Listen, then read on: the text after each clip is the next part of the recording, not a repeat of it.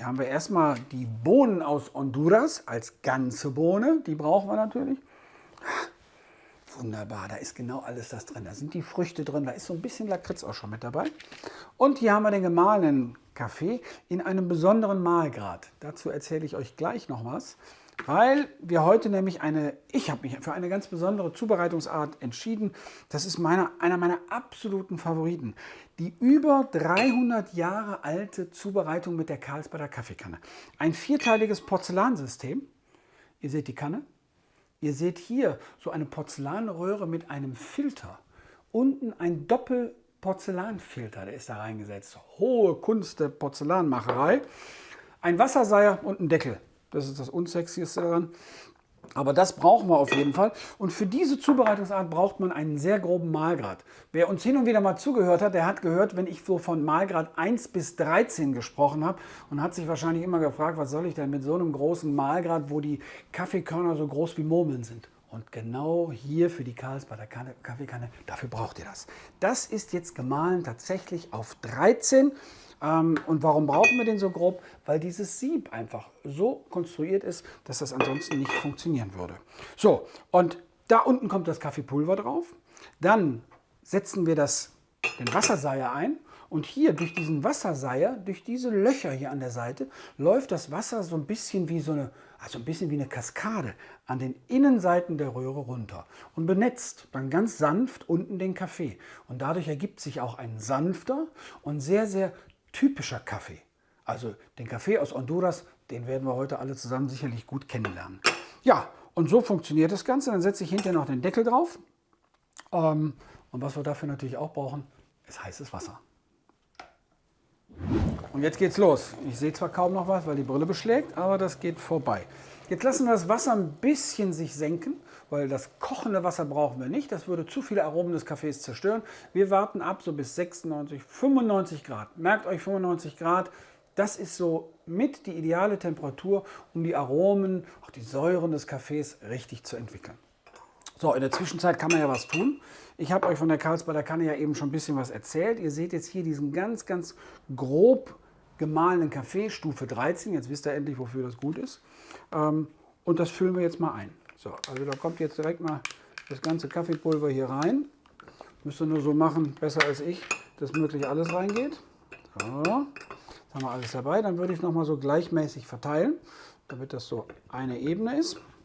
So, und das, was ich jetzt als allererstes mache, es kommt jetzt gleich, wenn die Temperatur richtig ist, dann gieße ich so eine halbe Tasse, gieße ich unten auf und lasse den Kaffee blumen.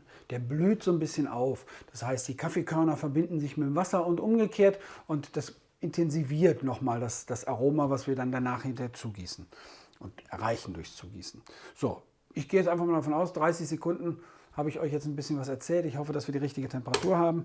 Einmal einen Deckel drauf. Jetzt kommt als allererstes einmal das Blumen, also das Wasser, so, das ist dann so, ja, das ist jetzt so die halbe Tasse. Da rühre ich dann einmal um wirklich alles miteinander zu verbinden.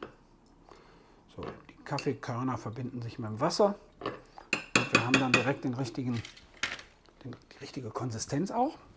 Jetzt kommt der Wasserseier drauf, ganz wichtig, weil das Wasser, was ich jetzt gleich von hier oben eingieße, das läuft durch diese Löcher, so an den Innenseiten der Porzellanröhre, läuft das lang und benetzt ganz sanft das Kaffeepulver.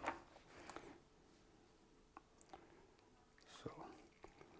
Und ihr gießt so lange ein, ja, wie lange denn? Ihr gießt so lange ein, bis ihr merkt, ihr seid schon hier oben, dann kommen schon so die ersten Kaffeekörner möglicherweise mit, müsst ihr euch nicht von irritieren lassen und dann sinkt das Kaffeepulver langsam. Es verarbeitet sich weiter mit dem Wasser. Wenn man möchte, kann man so zwischendurch dann nochmal hochheben, kann dann nochmal nachgucken, auch so mit dem Löffel. Einfach ein bisschen nachrühren. Das ist richtig was Manuelles, was wir hier eigentlich machen. Und dann lässt man es weiter absinken.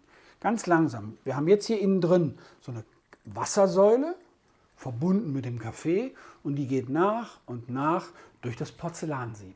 Porzellansieb, auch ein gutes Stichwort, weil das ist so aktuell eine der ganz nachhaltigen Zubereitungsarten für Kaffee überhaupt. Ihr habt keinerlei Verbrauchsprodukte außer Porzellan und Porzellan muss hinterher nur ein bisschen gespült werden.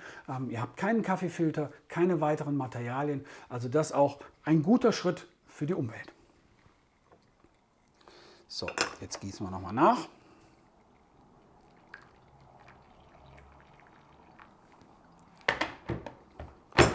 Und so schaut ihr, dass die Säule immer bis nach oben kommt. Wir haben insgesamt hinterher 750 Milliliter über den Daumen und dafür haben wir in diesem groben Mahlgrad uns 50 Gramm Kaffee ausgewogen. Währenddessen den Deckel drauf und dann warten wir mal ab, dass die Säule sich wieder setzt und dass wir wieder nachgießen können. Jetzt gießen wir noch einmal auf. Und wenn sich dann jetzt diese Säule, die hat sich dann gesenkt, das Wasser ist in der Kanne und dann können wir an die Verkostung geben. Dafür nehme ich mal einen Teller mit. Schau gerade noch mal rein, guck, wie es aussieht. Alles wunderbar. Einmal die Säule hoch, abstellen, Deckel drauf und dann geht's los. Jetzt kann man verkosten. So.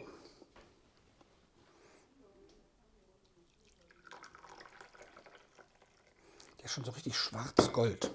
Schwarz-golden, wunderbar. So, jetzt gucken wir doch mal, was uns da erwartet beim Kaffee aus Honduras. Wer schon mal zugeguckt hat, der weiß, was jetzt kommt. Jetzt wird es fürchterlich laut, jetzt schlürfe ich nämlich.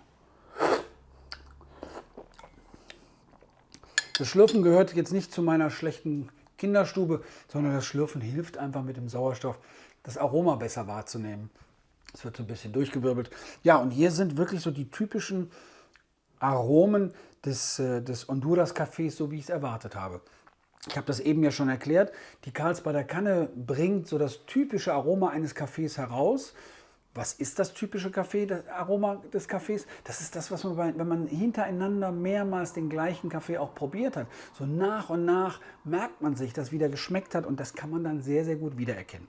Also was ich hier sofort als allererstes habe, ich habe es vorhin schon gesagt, das ist wirklich die Lakritze.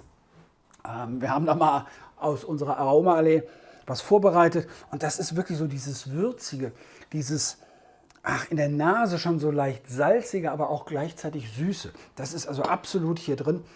Das habe ich so in der Nase schon und das ist auch eindeutig hier. Das ist auch eindeutig hier, wenn man so einfach mal so einen Löffel probiert. Auf jeden Fall auch mit dabei, und da habe ich auch was mit da, das sind so zwei Früchte, die ich absolut typisch finde. Das sind hier die Nektarinen. So diese Süße, diese sanfte, süße, leichte Säure der Nektarinen, das finde ich auf jeden Fall hier mit drin.